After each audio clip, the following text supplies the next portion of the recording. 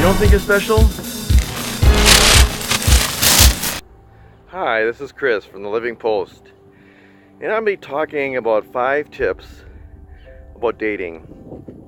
Now, I'm not saying I'm the expert or saying that you don't know how to date, but there are 5 truths or tips that are very important, I think, that some people forget or don't really think about before they actually date, or maybe have forgot since they haven't dated in a while. Me and my wife, we've remarried. We both were divorced, and 5 years ago we started having to date again, and it really shows me some real important things that are needing to be understood or done, or whatever you want to say.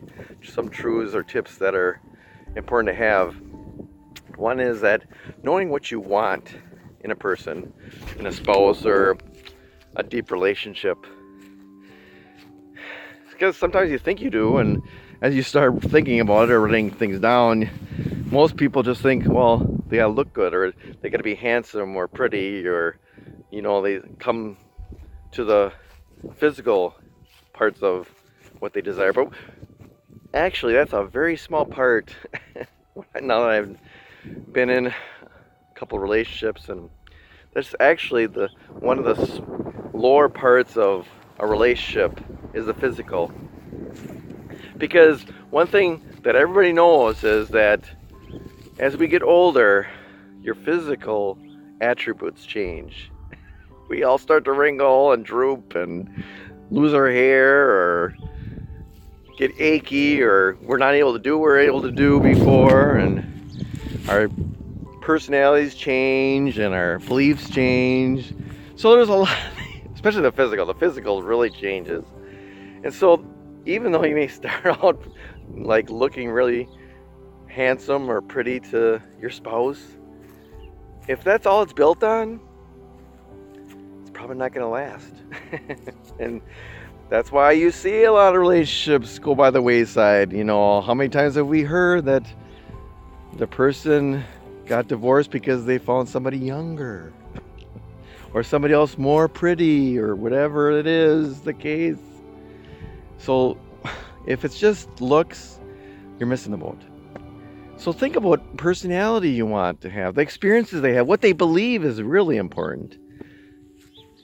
And look at those things. Think, what do I want from the person? What do I see in that other person I'm looking for as having? To me, I think beliefs are probably the biggest, strongest thing. I mean, if you have a liberal and a conservative together, it's probably not going to work out too well. I mean, beliefs can change, but that's a pretty high level of disagreement or agreement that's probably need to look at. So just look at those things.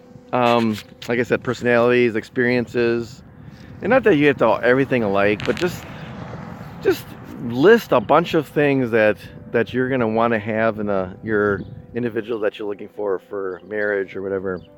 And the second truth is to be confident. Be confident in who you are. Make sure you're having a good support system, support group, people you can talk to and talk through things with. That's really important, because relationships can be very complicated. I mean, you might see a person say, hey, I really like that person, and then somebody else person might say, did you see this about this other person? Because we only see it from one angle, from one perspective, from our personality, from our experiences. Somebody else may see a whole other thing.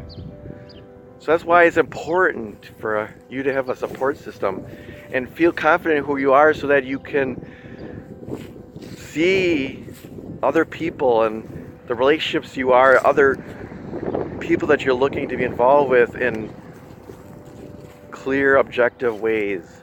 Because if you're feeling needy and feeling like you aren't whole, and all of a sudden somebody feels that need, it's going to be very hard to see objectively. So that's the second truth, is make sure that you're at least able to feel fulfilled or feel whole without anybody other than your support system. It's just very important. Third is is, and this one's probably going to be hard for some people, is date often and do not be picky. Because that's the other thing that some people do is they think, well, I gotta have a person that looks this way, or I gotta have a person that has this personality, whatever. And I'm not saying that you gotta put, your expectations lower. Is I think that what it does is it allows you to meet people and actually find out what you want in a person, because you might think you want a person that's quiet, or you might want a person that's not so energetic, and then you find out when you're around that person, you're like, actually, I'm not as uncomfortable around person in that way as I thought it was, and you actually might like it. That's why dating a lot of different people and people you might not normally date is very important. I think it's super important, because you learn what you like and don't like, and actually what's more important to you than other things. Because you might think that, well, I value this really high, and then when you find out this person doesn't have it and you still like to be around them, maybe that area in a spouse or a deep relationship isn't really as important as you thought it was. And so then you can readjust to what you think is more important and more of a priority in the relationships you are looking for, in the relationship that's going to be deep. And also you start out finding that maybe a person isn't what they thought they were. I don't know how many times I've met people and I thought, boy, they sure seem this way, or, well, that was kind of weird that they said that, or you thinking that this person is very smart, and then you find out they're quite smart.